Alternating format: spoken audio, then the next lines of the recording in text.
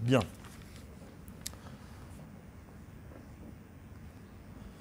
Alors, dans la paracha de cette semaine, on va assister aux 3 derniers plaies des 10 plaies d'Égypte. Et on va assister également à tous les préparatifs de la sortie d'Égypte. Et donc, dans cette paracha, que nous allons recevoir la première mitzvah que la Torah donne au peuple juif en tant que peuple. C'est quoi la mitzvah en question? Rosh Chodesh. Quel hasard extraordinaire. On est justement au Rosh Chodesh. Ok. Bon, alors on va pas parler de la mitzvah de Rosh Chodesh elle-même. On va essayer de comprendre. On va revenir un peu sur des idées qu'on a déjà abordées dans le passé, à savoir quelle est la valeur de cette notion qui s'appelle le temps. Donc vous le notez, la première mitzvah que le peuple juif reçoit en tant que peuple, c'est la mitzvah donc de Rosh Chodesh, comme vous l'avez dit. C'est une mitzvah qui est liée au temps. Ok? Mais ce n'est pas seulement une mitzvah qui est liée au temps, c'est la mitzvah dans laquelle on demande à l'homme de maîtriser le temps. Ok? Ça veut dire quoi maîtriser le temps? Est-ce que l'homme peut décider si maintenant c'est une nouvelle année ou pas une nouvelle année? L'homme ne peut pas décider. C'est pas seulement qu'il ne peut pas décider, l'homme n'a aucune intervention dans l'enchaînement des jours, l'enchaînement des semaines, l'enchaînement des années. Et voilà que dans l'enchaînement des mois, la Torah lui demande de prendre part et de jouer un rôle. Ok? C'est la mitzvah de Rosh Chodesh. Alors, c'est quoi Achodesh Hazeh Lachem? Alors, à l'époque où il y avait le Beth Amikdash, comment ça se passait? On déclarait le nouveau mois sur la base de quoi? De témoignage. D'accord? Alors, vous savez combien de temps dure un mois juif? 29 quoi?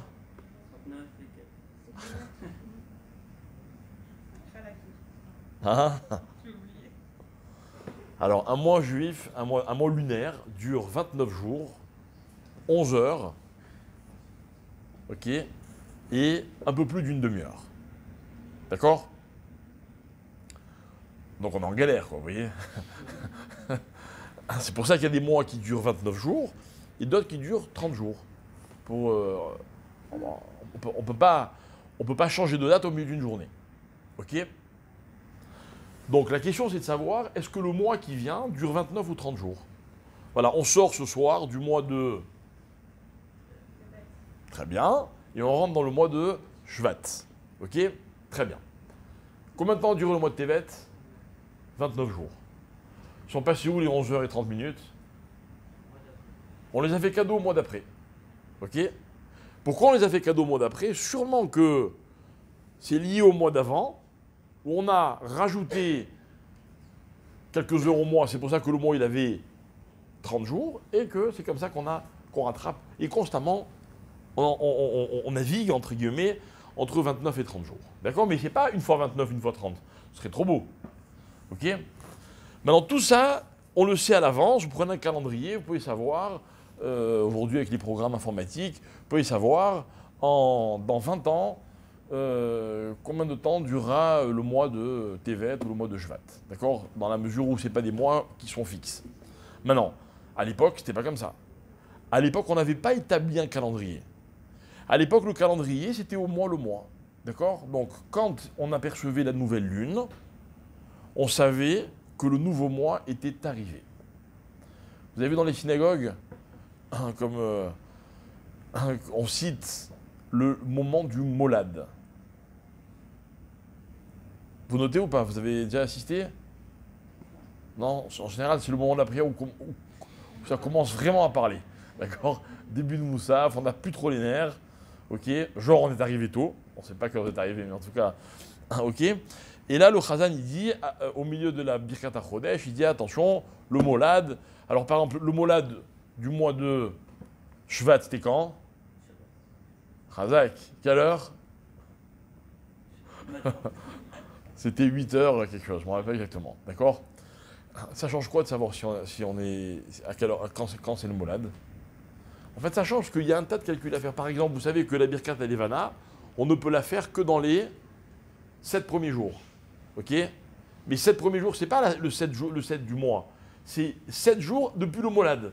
Donc en fonction de la date du molad, je sais jusqu'à quand je peux faire Birkat Levana. Bonsoir. Bref, je vois bien que ça vous ennuie, donc nous allons passer à la suite de notre cours. Ok? Donc, c'est le témoignage de 2 personnes qui faisaient décréter au Sanhedrin qu'on était rentré dans le nouveau mois. Ok? Non, ça pas ça. C'est mieux. Ok? Maintenant. Donc ça veut dire, en quelque sorte, que l'homme, il a, oui, un rôle à jouer dans le temps qui passe. D'accord? C'est ça la mitzvah de Rosh Chodesh. Donc elle est liée que au mois, non, évidemment, par voie de conséquence, les années aussi, la date de la nouvelle année va dépendre du Rosh Chodesh, mais en tout cas la mitzvah, elle est sur le Rosh Chodesh. Donc récapitulons. La première mitzvah est liée au temps. Ok? Très bien. Quelle est la première chose qu'Hachem a créée dans le monde? Bon, la lumière. Le temps. Pourquoi le temps? Bravo. Premier mot de la Torah, Bereshit, au commencement, Hachem a créé. Après, il y a tout le reste, tout ce que vous avez dit.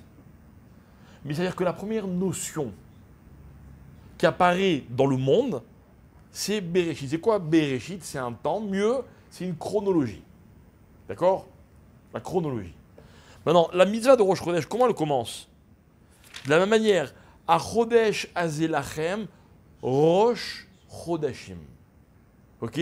Ce mois-là, c'est le Rosh, sur le début de tous les autres mois. Donc, déjà, Chodesh, mois, ça vient du mot Chadash. Donc, c'est un début. Celui-là, le mois de Nissan, le mois de la sortie d'Égypte, c'est le début de tous les mois. Ok? Maintenant, regardez. On avait déjà expliqué cette idée-là. On y revient en guise de préambule par rapport à ce qu'on veut dire. Quel est le premier commentaire de Rashi sur la Torah? Le premier. Le deuxième, je ne dis pas le premier. Hein? C'est-à-dire? Ça aurait dû commencer par la première. Alors, c'est quoi la question? Regardez. Bravo, Rachid dit comme ça. Lo haya tzarich leatril et Torah ela miachodesh azelachem. Rachid dit, la Torah n'aurait pas dû commencer à Bereshit, elle aurait dû commencer à Chodesh azelachem. Ça arrive à tout le monde. Ok? C'est quoi la question? Oui?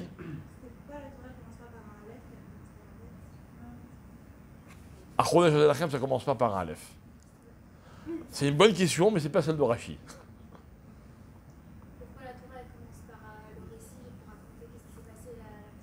Et pas par. Très bien. Pshat de Rashi.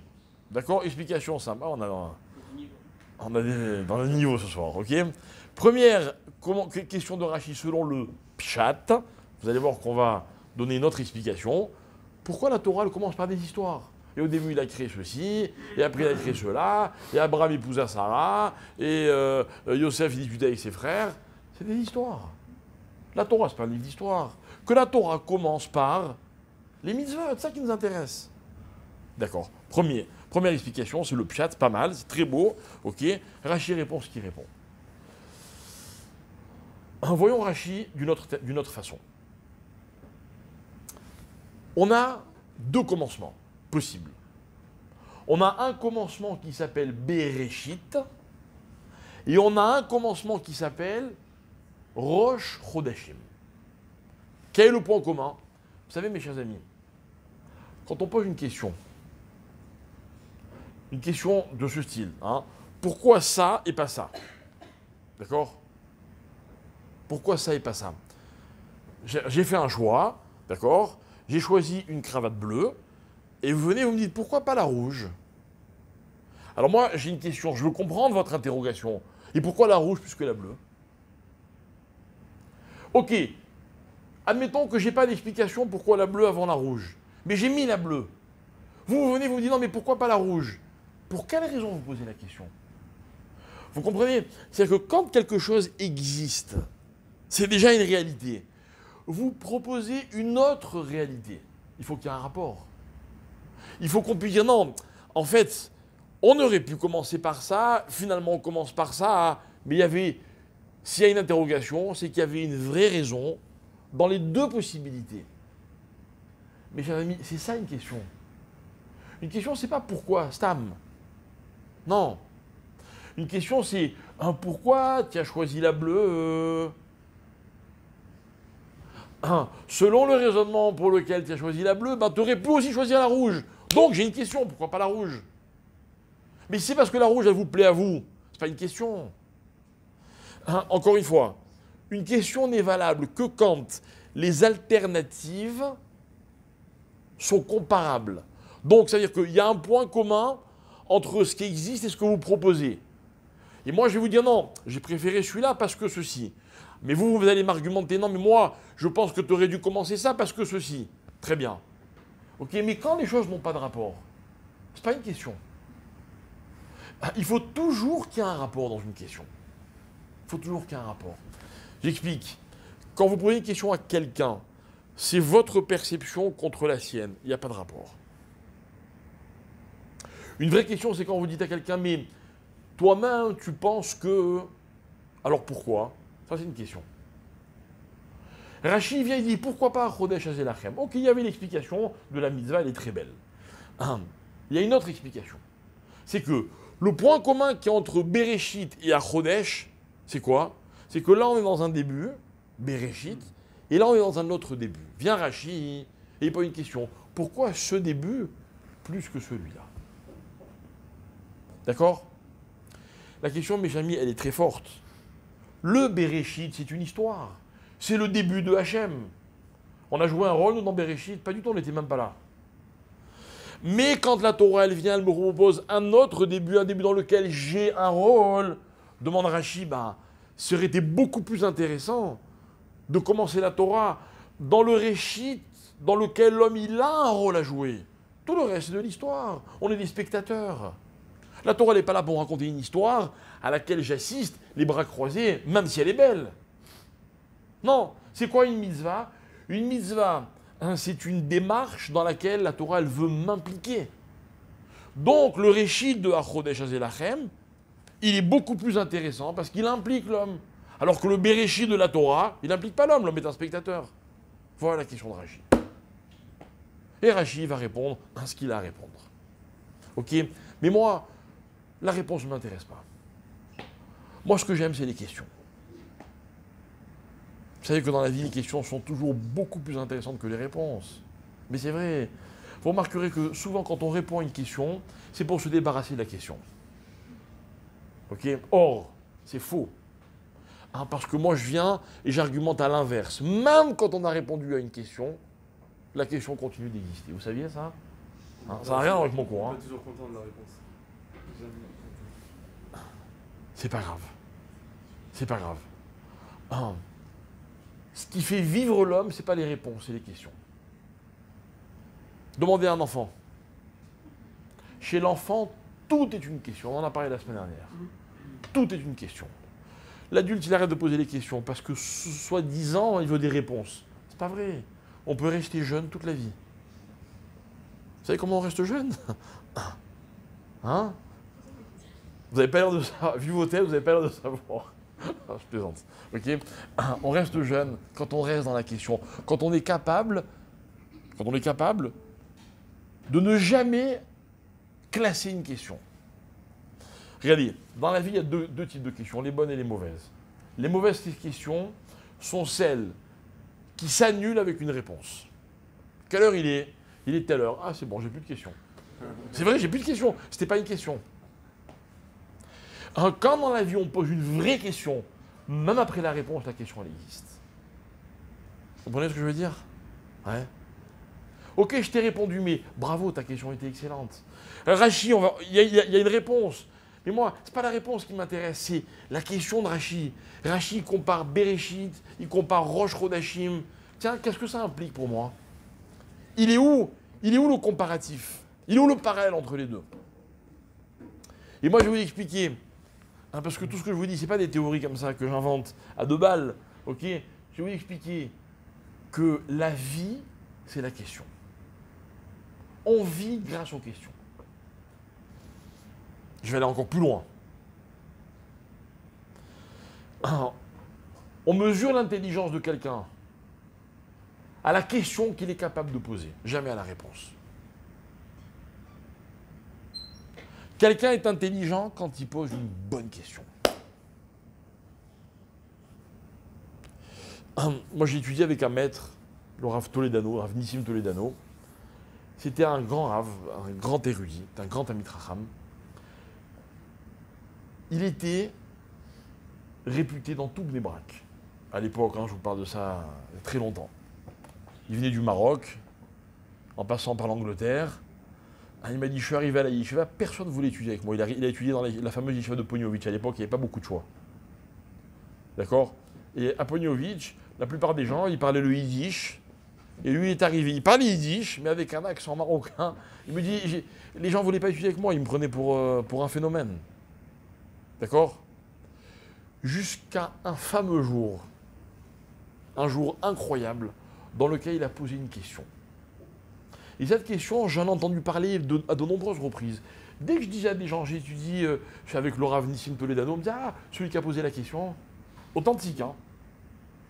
Et un jour, je lui ai dit, Rav, vous pouvez me raconter l'histoire de cette question? Et il m'a dit, je vais te la raconter. Juste pour que vous compreniez. Des années après, quand il est niftar, je suis allé voir ses enfants pendant les 7 jours. On était très très proches. Et il y avait tous ces enfants, c'est tous des rabbinim.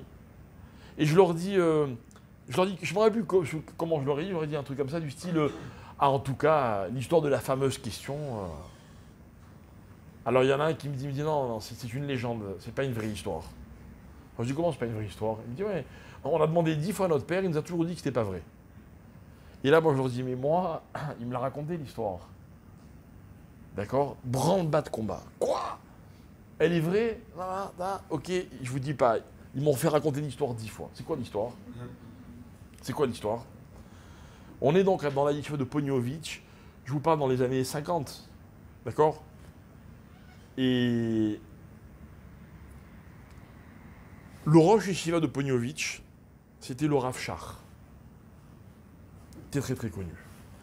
Le Rav Shach, il avait une technique dans son shiur. D'accord? C'est pas du tout la mienne, hein, que l'on soit bien d'accord. Il parlait quelques minutes, il exposait son idée. Bon, c'est un cours de Talmud, ça n'a rien à voir.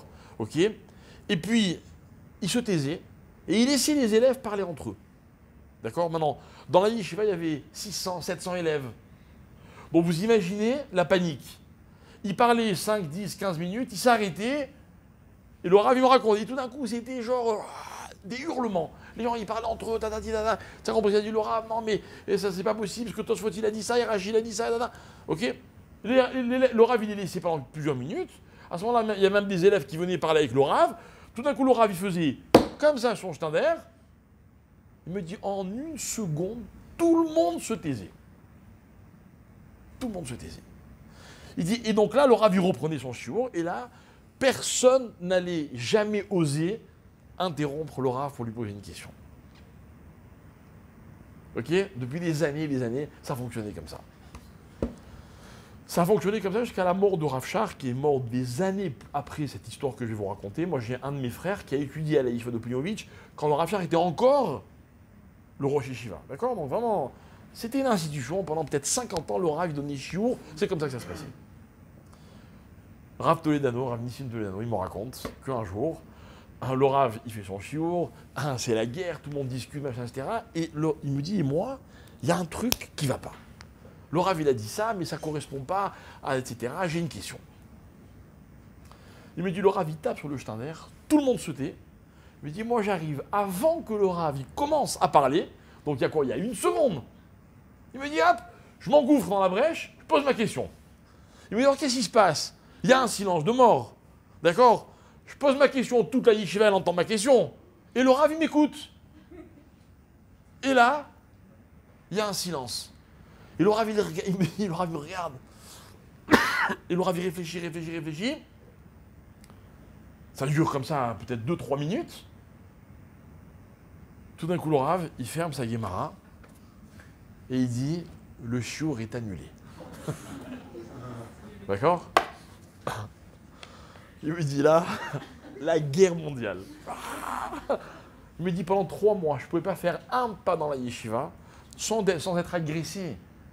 Les gens m'agressaient, ils me disent ah mais ta question elle n'est pas là, donc tu aurais dû répondre ça. Nanana.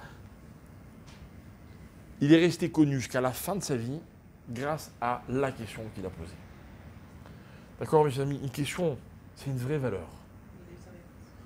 Ça s'en fout. Il me faudra quelques années pour t'expliquer. D'accord, enfin en tout cas il faut être dans la souga, quoi. C'est. Ok. Peu importe. D'accord? Rashi, tous les commentateurs du Talmud, ils sont connus pour leurs questions, pas pour leurs réponses. Bon voilà, je me rappelle à la yeshiva, le plus grand compliment, c'est quand on posait une question et que le Rav nous disait ah, bravo, c'est la question que pose un tel. Oh, genre, c'était encore mieux que de donner une réponse. D'accord? Alors moi, c'est ce que je veux expliquer, mes chers amis. Je vais expliquer que, en fait, dans le questionnement, il y a un vrai signe d'intelligence. Ok? Et que cette intelligence-là, on va faire un parallèle entre cette notion que je viens d'expliquer et la notion qui s'appelle le commencement. Le commencement. Ok? Bereshit ou alors Rosh. Rosh Chodesh. Rosh et Chadash à la fois. Ok? Très bien. Donc vous savez que dans la Torah, il y a plusieurs mots pour désigner l'intelligence. On le voit dans la paracha de Kitissa, lorsque Akadosh Baruch Hu donne l'ordre de construire le Mishkan. Ok? Il y a marqué comme ça, celui qui va être l'artisan du Mishkan, comment il s'appelle? Betzalel. Ok? Donc Dieu dit à Moshe, prends ce Betzalel, ok? Et c'est lui qui va être la cheville ouvrière. Ok? Écoutez bien. Va amaler oto ruach Elokim. Hachem dit, je l'ai rempli littéralement du souffle d'Hachem. Bechorma, bidvuna ou bedaat. Il lui a donné 3 choses, 3 mots qu'on peut traduire, les 3 par le mot intelligence. Chorma, bina, daat. D'accord? Vous connaissez la différence entre les 3? À peu près?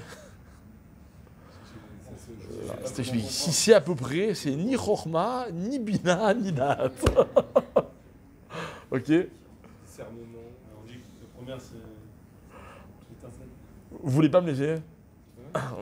Non, moi je connais pas plus que vous. Je vais vous dire ce que dit Rachim.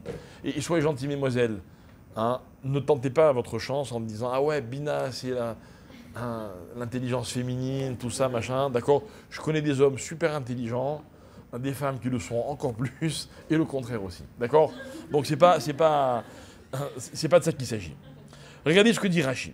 Bechorma. Bechorma. Ma she'adam shomea dvarim me'acherim velamed. Écoutez bien, chorma. Si j'en crois Rashi, c'est la connaissance. Écoutez bien. C'est la part d'intelligence que l'on doit forcément à quelqu'un d'autre. Vous l'avez entendu, vous l'avez lu, on vous l'a appris. Ok? C'est une connaissance.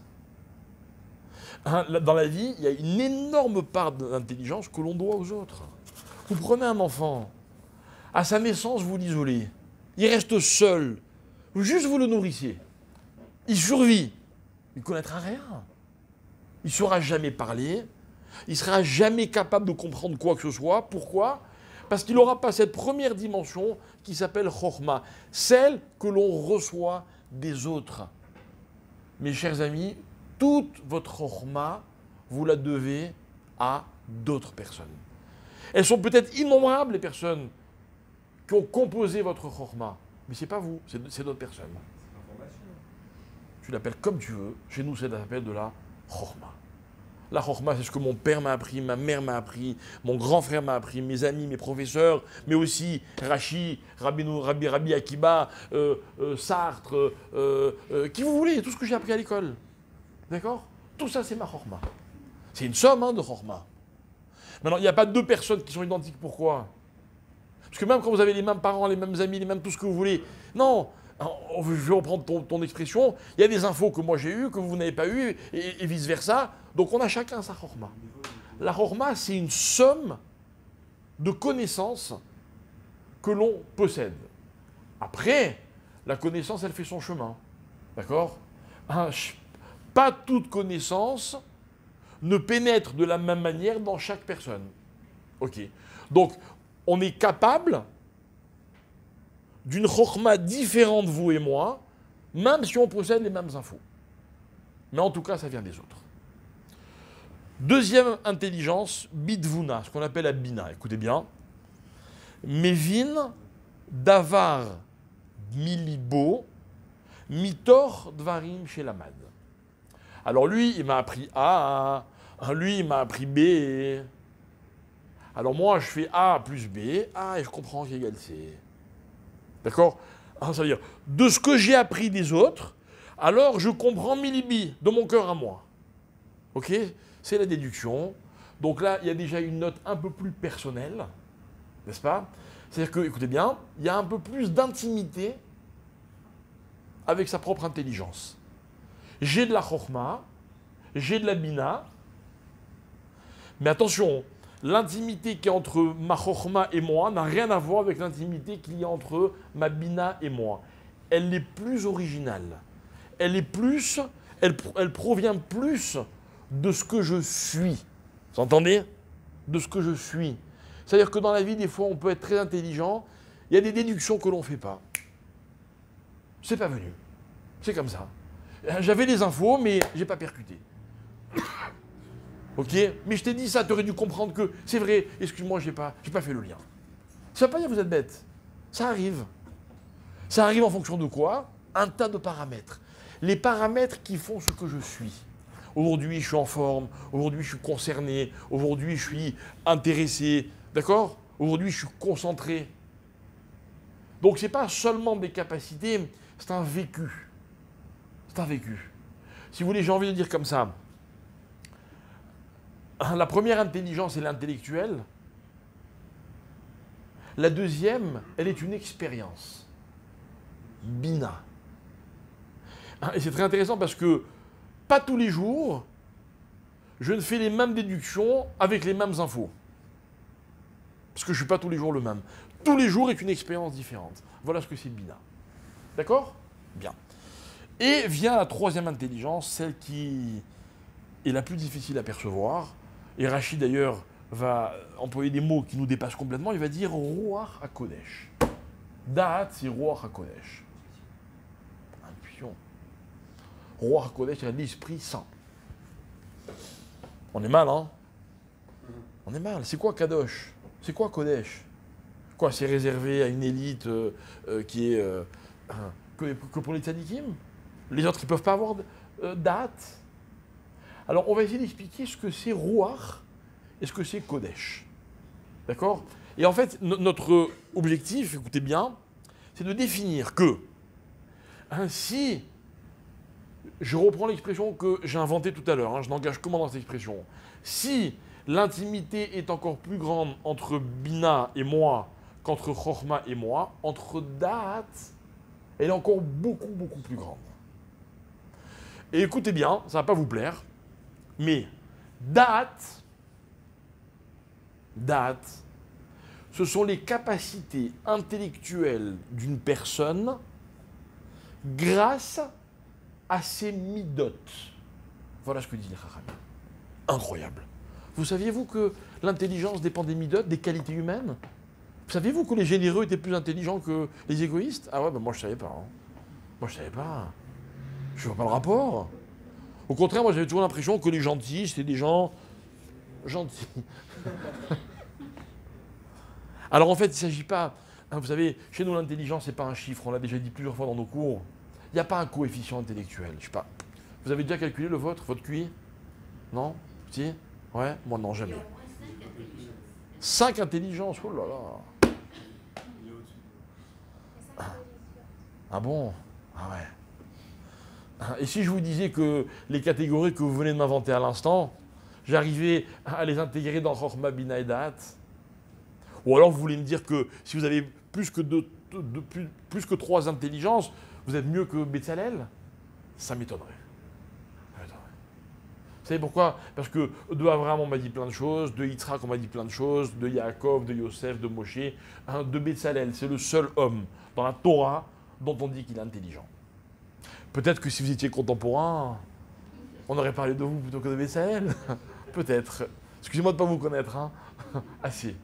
Ok? Et le seul qu'on connaît plus intelligent, c'est Shlomo. Mais bon, c'est pas le débat. Oui?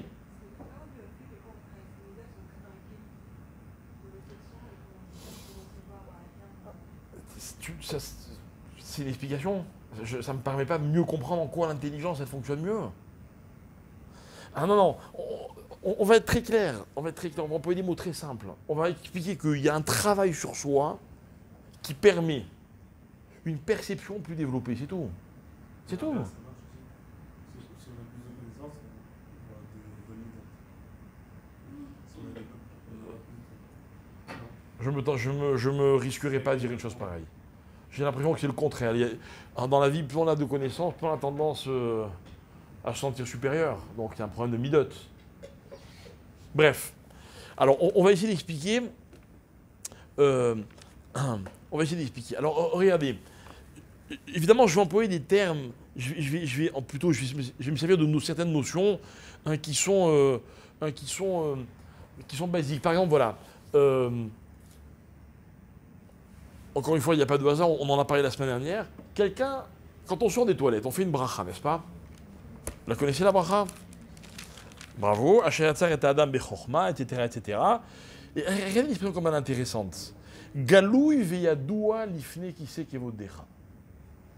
D'accord? Ça veut dire quoi, galouy veyadoua? De quoi on parle? On va nous dire comme ça que si jamais il y a une des cavités qui se bouche ou un des orifices qui se bouche, alors l'homme ne peut pas survivre, même pas un seul instant. D'accord? C'est clair. Très bien. Mais on nous parle apparemment d'une évidence. Or, comment on exprime cette évidence? Par les mots galouy veyadoua. C'est quoi galouy veyadoua?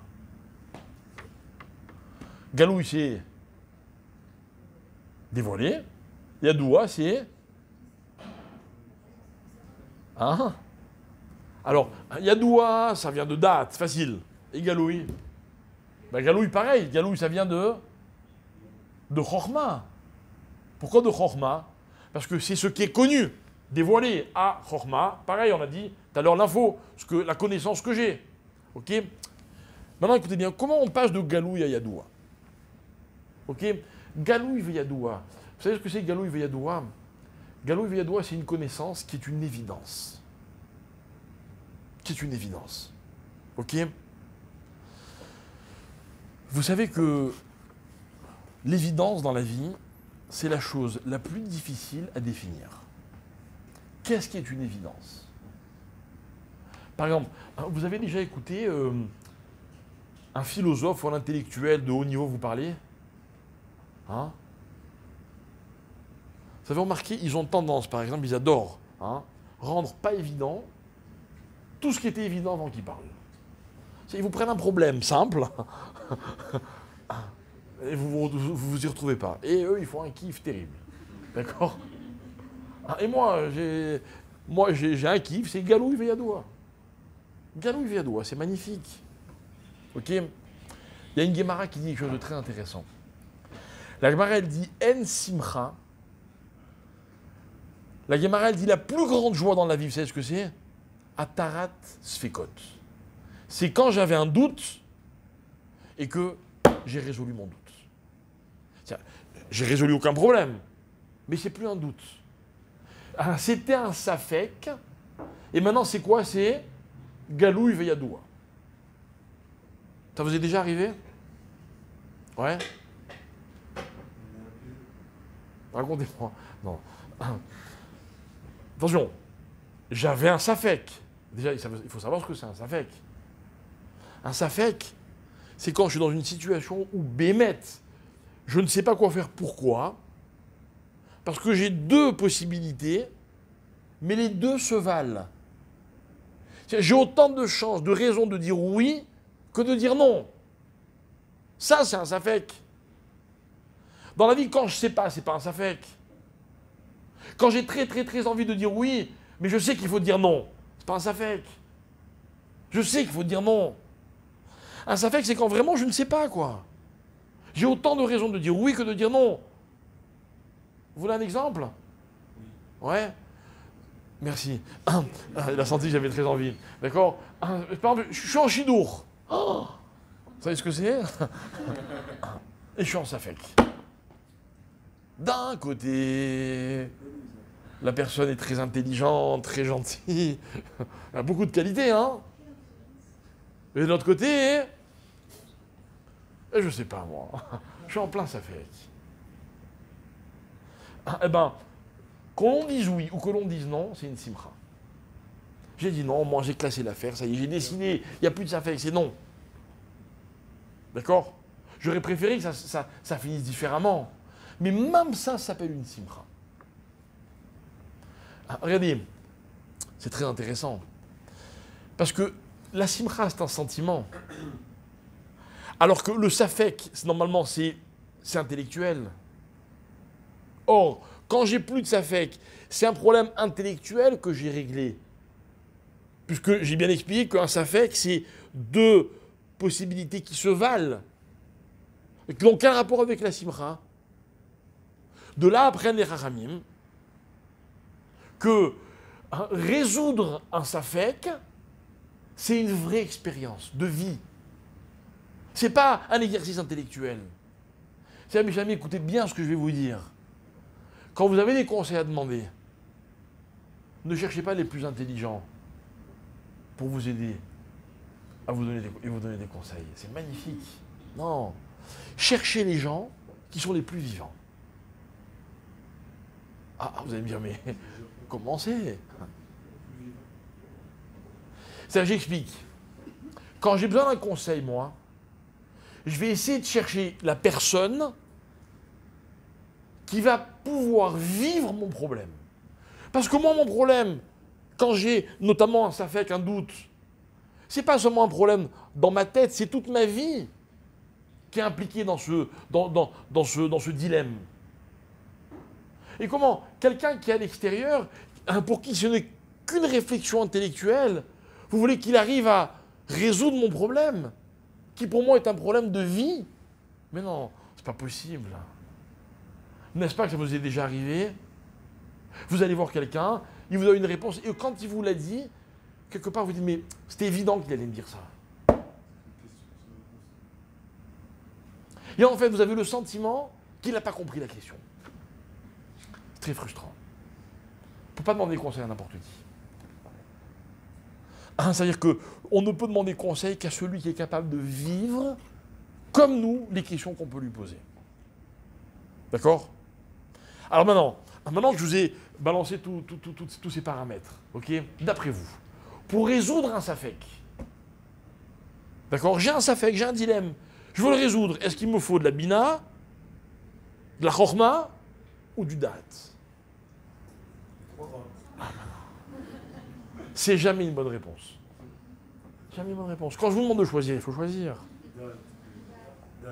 Pourquoi date? Parce que c'est voir à Kodesh. Et alors? On est vraiment investi dans la chose. Voilà, bravo. Parce que je suis vraiment à fond dedans, quoi. Parce que plus une intelligence, elle est liée à ma vie, à mon fonctionnement, ok, et plus elle correspond, elle va être l'outil qui me permettra de résoudre le problème. Mais sinon, si c'est que la chorma, la chorma, on a dit tout à l'heure qu'il y a moins d'intimité, c'est-à-dire elle est moins liée à ma vie, ma capacité de chorma, que ma capacité de bina, et à plus forte raison, celle de date. Et c'est ça que je vais vous expliquer. Pourquoi on va dire que celui qui a des bonnes midotes, il a plus d'intelligence. C'est pas qu'il a un coefficient intellectuel plus élevé, non. Non. C'est que les midotes, mes chers amis, c'est ce qui permet de sentir les choses. Écoutez bien, moi j'adore le mot sentir. J'adore ce mot. Parce que je vous avais déjà expliqué que lorsque l'homme est devenu un être vivant, Dieu lui a insufflé une âme. Et par où il a insufflé l'âme? Par le nez. Par le nez.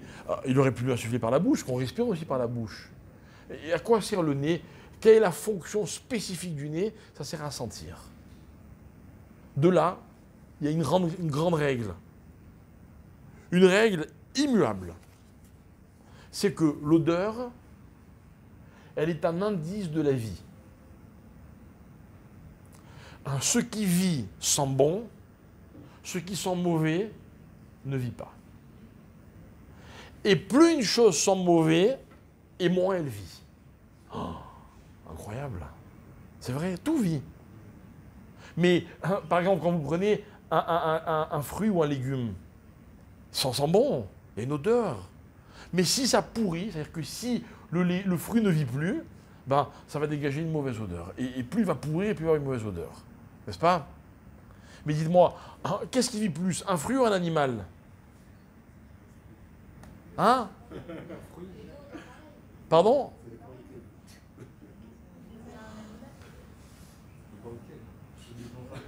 Non, il y a des choses que je veux bien vous apprendre. Mais il y en a d'autres que vous êtes censés savoir avant de venir. D'accord? Un fruit, ça vit pas. Un animal, ça vit. D'accord? Quand j'ai dit tout à l'heure un fruit, le fruit vit, c'est une métaphore. Ok? Vous avez bloqué sur la métaphore. C'est une métaphore quand même. C'est vrai qu'entre un fruit pourri et un fruit frais, il y a un sentiment de vie et de pas vie. Mais entre un fruit et un animal, il n'y a aucune comparaison. Et bien voilà pourquoi l'animal, quand il ne vit plus, il sent beaucoup plus mauvais qu'un fruit qui ne vit plus. Et un homme, il sentira encore plus mauvais qu'un animal. Parce qu'il vit encore plus. Vous voyez? C'est ça les odeurs. Les odeurs qui vous dérangent, que l'on peut d'ailleurs sécréter soi-même. Ce sont des odeurs qui nous rappellent la partie non vivante qui est en nous. Terrible. C'est pour ça que ça dérange. C'est pour ça que quand on se lève le matin, on sent moins bon en général que... Mais oui, mais c'est vrai. On dort. Quand on dort, on est moins vivant. Il y a moins de vivacité. Maintenant, il y a des personnes qui sont nauséabondes, mais pas physiquement. Hein? Alors moi, c'est ça que je voudrais qu'on comprenne. C'est que les midotes d'une personne, c'est le côté vivant de la personne qui lui permet de sentir des choses que les autres ne peuvent pas sentir. J'ai croisé quelqu'un et j'ai senti qu'il y a quelque chose qui n'allait pas. On en a parlé malheureusement la semaine dernière, il y a quelques semaines je veux dire, quand on a croisé quelqu'un et qu'on n'a pas réussi à sentir qu'elle n'allait pas bien, on s'en veut énormément. Vous savez pourquoi? On n'a pas été assez vivant. On n'a pas vécu ce que cette personne vivait. C'est une faute. C'est une faute. C'est une défaillance. Maintenant, ça veut dire quoi? À quoi ça nous renvoie? À nos midotes. Évidemment, quand on se préoccupe que de soi, on ne peut pas sentir les autres, c'est pas possible. Eh bien, vous voyez, l'intelligence, c'est ça. L'intelligence, ce n'est pas une capacité intellectuelle, cérébrale, non. Chez nous, l'intelligence, elle a cette valeur, parce qu'elle permet de ressentir les choses. Comme le safek que j'ai réussi à résoudre. Pourquoi? Parce que j'ai senti qu'il fallait que je prenne une décision dans ce sens. J'aurais pu la prendre dans l'autre sens. Intellectuellement, c'était kiff-kiff, 50-50. Mais moi, cet être vivant, dans ma vie à moi, je pouvais prendre que cette décision. Je l'ai pris, je vais beaucoup mieux. Simcha. La Gemara n'hésite pas à employer ce terme. Vous savez que simcha, La joie, c'est quoi la vertu de la joie? Je vous dis en un mot, quand vous voyez les gens sauter sur les camions dans la rue ou quoi, il faut prendre le bon côté des choses. C'est que la simcha, mes chers amis, elle nous anime. Quand on est dans la joie, on est plus vivant que quand on n'est pas dans la joie. C'est un fait. Alors peut-être que notre cœur bat de la même manière, nos organes fonctionnent exactement de façon identique, mais il y a moins de vivacité en nous. Par exemple, quand on est joyeux, on a l'impression que tous les autres problèmes ont beaucoup moins d'importance. C'est quoi, c'est un miracle? Hein? C'est pas un miracle. Hein, c'est parce que plus on vit, et plus les choses importantes prennent de l'importance, et les choses moins importantes prennent moins d'importance. Vous voyez? C'est-à-dire qu'en fait, l'intensité, elle a un seul indice dans la vie, la vie. Plus je vis, et plus ce qui fait partie de ma vie est intense. Et plus ce qui fait moins partie de ma vie, est moins intense. Voilà ce que c'est la simcha. Alors, résoudre un safek, c'est une simcha. C'est une expérience. Pourquoi? Parce que la façon dont je résous mon safek, c'est la façon dont je vis. Voilà pourquoi je ne peux demander conseil qu'à des gens qui sont capables de vivre le problème avec moi. Très peu. C'est pour ça qu'on dit que, par exemple, on peut demander conseil à un grand rave. C'est quoi un grand rave? C'est pas seulement quelqu'un qui est érudit, qui est intelligent, c'est quelqu'un qui fait un travail sur lui. Et il se travaille tellement que quand vous allez lui poser une question, il vit la question avec vous. Moi, j'ai eu comme ça des expériences extraordinaires dans ma vie. Extraordinaires. Je vous raconte une petite histoire. Un jour, on est allé voir le Rav Obadia Yosef. On est allé le voir le jour ou le lendemain de la mort de... comment il s'appelait non, pas du tout. L'archevêque de Paris, là, comment il s'appelait Lustiger. D'accord? Et en fait, quelqu'un avait téléphoné à mon père pour lui demander est-ce qu'on doit dire Kaddish ou pas pour Lustiger. Alors, ce jour-là, par hasard, on était chez Rav Yosef, mon père il lui pose la question. Il dit voilà, qu'est-ce que vous pensez, etc. Il sait qui Lustiger, d'accord? Et il explique. Il explique qu'en fait, il a été déporté, comme à Mavdil Rav Lao, simplement, malheureusement, ils ont suivi deux voies différentes, et lui... Mais il savait qu'il était juif. Il savait qu'il était juif parce qu'un jour, mon père, dans une discussion comme ça un peu tendue, il lui avait dit gentiment, il lui avait dit n'oubliez pas que je suis un Lévi. Hein. Et mon père lui dit non, j'oublie pas, et d'ailleurs, je ne désespère pas de vous ramener sur le droit chemin. Bon, malheureusement, ok. Rav Yosef, il entend cette histoire. Vous savez ce qui s'est passé? Il s'est mis à pleurer. Mais Dieu pauvre. Quoi, un juif qui devient archevêque? Et il pleure. C'est pas incroyable ça? Moi j'ai plusieurs fois dans ma vie, tu me parles de Rav Mordechai Eliyahu, j'ai eu la chance d'être proche de lui, etc. Les gens venaient lui raconter des histoires, il avait les larmes aux yeux. Moi non. Moi non, j'avais pas cette sensibilité. J'avais pas ces midotes. J'avais pas cette vitalité qu'un homme peut avoir quand il sait vraiment travailler. Et vous voyez, pour moi, Chorma, Bina, Da, tout ce que vous voulez, ce sont des paliers, qui sont des niveaux, qui me permettent de développer cette vivacité, cette sensibilité, qu'on appelle l'intelligence. Ça, c'est de l'intelligence. Ça, c'est de l'intelligence. L'intelligence, ce serait un enfant à qui on dit le petit Ludovic veut prendre son bain, il remplit sa baignoire dans laquelle il y a un trou par lequel 1 litre d'eau coule toutes les 10 minutes, alors que son robinet fait couler 800. L'enfant il se met à pleurer, il dit le pauvre Ludovic, comment il va se doucher? Ça, c'est un enfant intelligent. Ça, c'est un enfant intelligent. Ça n'existe pas. Hein. Vous comprenez l'idée? C'est ça, Roi HaKodesh. Roi HaKodesh, c'est... En fait, vous savez, une chose, elle est Kodesh quand elle est plus spécifique. C'est-à-dire que Kodesh en français, c'est consacré. Et c'est vrai. Consacré, c'est-à-dire que c'est réservé à. Plus c'est réservé, plus c'est intime, plus c'est privé, plus c'est Kodesh. Plus c'est Kodesh. Vous savez la différence qu'il y a entre la moralité et l'immoralité? Vous savez ce que c'est la vraie différence? L'immoralité, c'est un acte qui n'a aucune intimité. Parce que il peut être fait avec n'importe qui, dans n'importe quelle condition. Il n'y a aucune exigence. Le même acte, quand il est dans l'intimité, quand il est ultra réservé, exclusif, eh ben, il est kadosh. C'est le même acte. Voilà ce que c'est Ruach HaKodesh.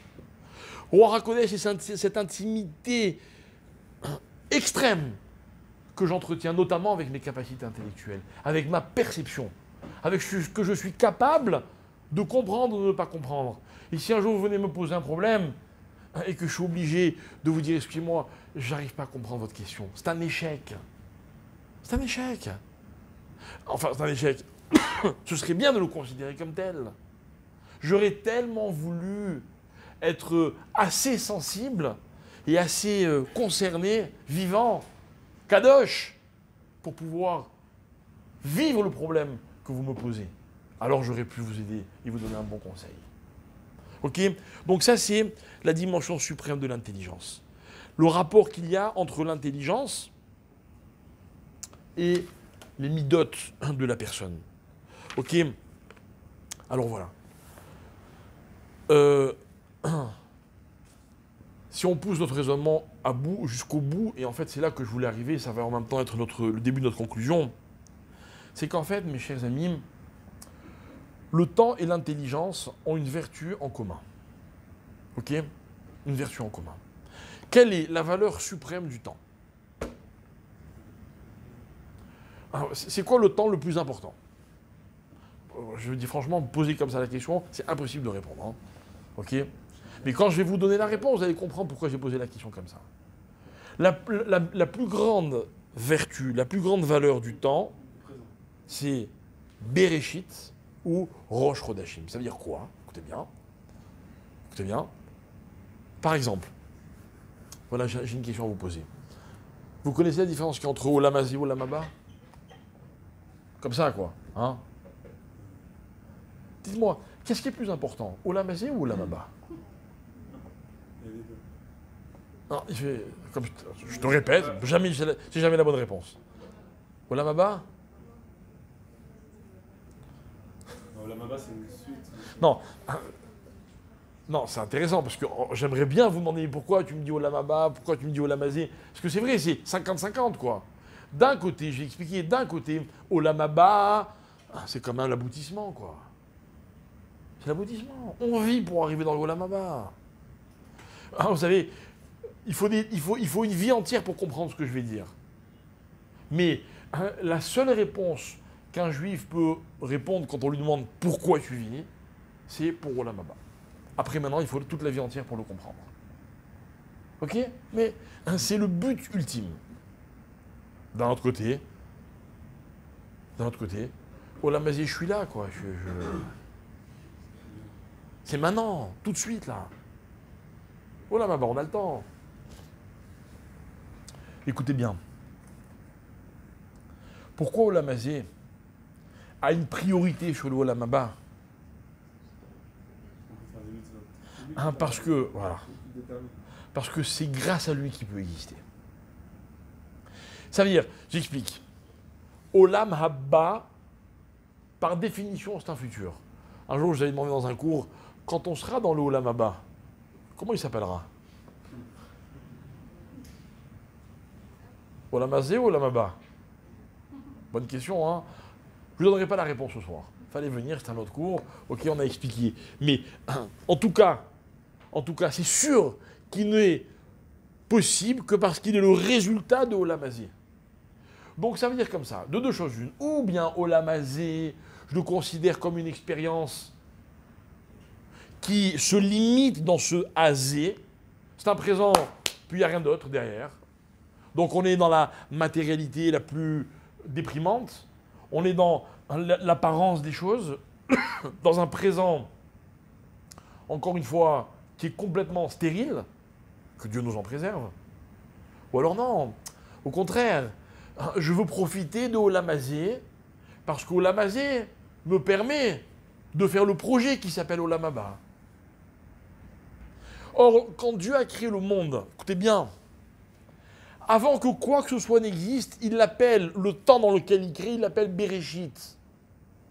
Mais si vous avez noté, on en a parlé il n'y a pas longtemps, le premier jour, il s'appelle comment dans la Torah? Il s'appelle Yom Echad. Et le deuxième, Sheni. Et le troisième, Shlishi. Normalement, selon cette règle, le premier jour, il aurait dû s'appeler comment? Rishon. Premier, deuxième, troisième. Or là, il s'appelle jour 1, jour deuxième, jour troisième. Pourquoi cette différence? Voilà, parce que ma question, elle est nulle. Parce que quand il n'y en a qu'un seul, c'est pas le premier, c'est le seul. Après, il y en a un deuxième, donc c'est le deuxième par rapport au premier. N'est-ce pas? Bonne réponse. Alors pourquoi le premier mot, c'est Bereshit? Réchit de quoi? Il n'y a rien d'autre. Quand vous racontez une histoire, je veux bien que vous disiez, alors au commencement, mais quand vous créez l'histoire, c'est pas un commencement, c'est l'histoire. Alors comment on peut employer un terme que l'on conjugue à un temps qui n'existe pas encore? Réponse. C'est la raison d'être même de l'existence du monde. Ça veut dire, écoutez bien, Bereshit, c'est pas une introduction au début de la phrase, non. C'est en facteur commun pour tout ce qui va suivre.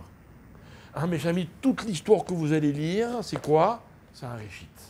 Pourquoi? Parce que si ça ne débouche pas sur autre chose, tout ça, ça n'a aucun sens. Aucun sens. Parce que comme on l'a dit à de nombreuses reprises dans nos cours, toute expérience n'a de valeur que parce qu'elle permet d'être juste après. L'exemple que je donne toujours, c'est quoi? Si vous voulez vraiment m'énerver, vous venez à la fin du cours et vous me dites « On a passé un très bon moment. » D'accord? C'est pas du tout le but, vraiment.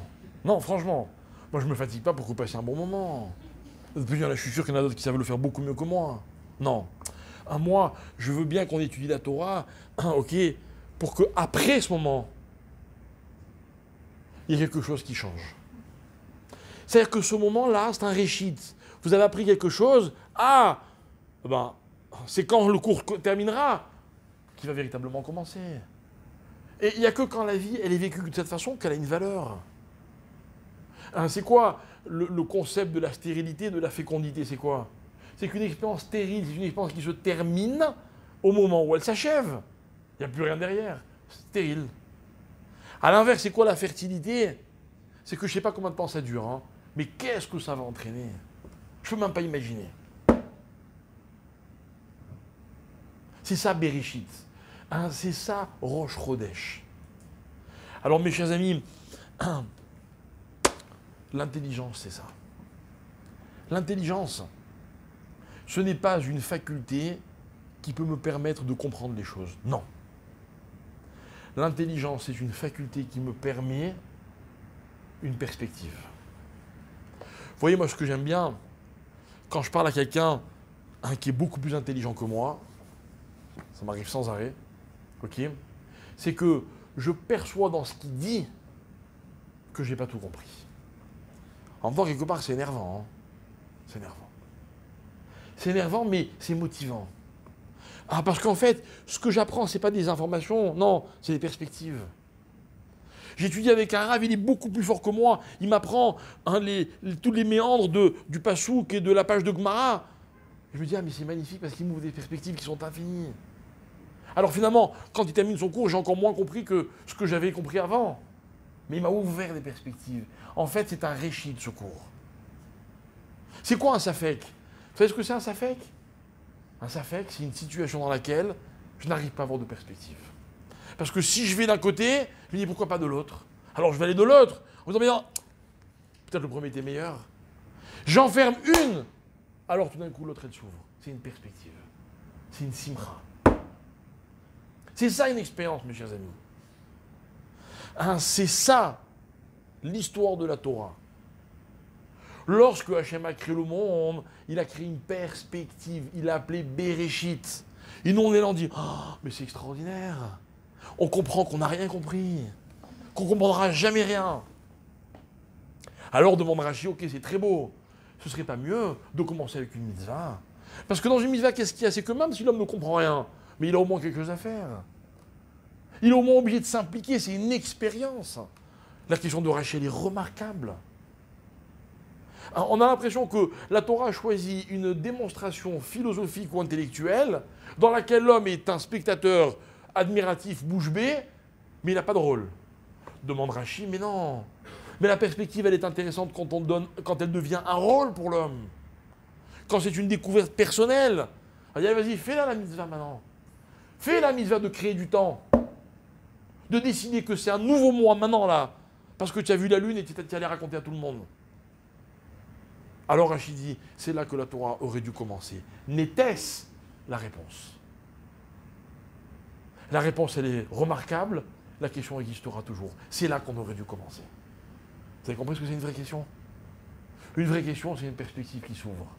Elle ne se referme jamais. Jamais. Je vous l'ai posée, vous m'avez répondu, merci pour votre réponse. Mais ma question, elle continue d'être une alternative qui continuera de me préoccuper. C'est ça une expérience. Mes chers amis, dans la vie, il n'y a pas d'échec, il n'y a pas de réussite. Il y a des expériences qui débouchent sur certaines choses et d'autres qui débouchent sur rien. Vous avez des gens qui ont connu des réussites magnifiques, ça n'a rien donné. Il y a des fois dans la vie, on est confronté à un échec retentissant, mais il nous change définitivement. Il est une vraie question qu'on n'arrêtera jamais de se poser. Jamais de se poser. Vous savez, la question la plus dramatique, c'est l'erreur que quelqu'un commet, et malheureusement, il a l'impression que sa vie, il a joué avec sa vie. Et voilà que tout au long de son existence, il continuera à se demander, mais pourquoi j'ai fait telle chose? Et on viendra lui dire, si je te pose la question, c'est que ce n'est pas une expérience stérile, c'est une expérience féconde, même si ça a été une erreur. Il n'y a pas d'échec et il n'y a pas de réussite. Il n'y a que des perspectives dans la vie. Ce qui n'est pas une perspective, n'est pas synonyme de joie, n'est pas synonyme de vitalité, de vivacité, de vie tout court, de compréhension. C'est une expérience stérile, que Dieu nous en préserve. Il y avait deux débuts possibles dans la Torah, deux perspectives, une qui s'appelle Bereshit, une qui s'appelle Rosh Chodesh. Voilà mes chers amis. Je vous souhaite Chodesh Tov.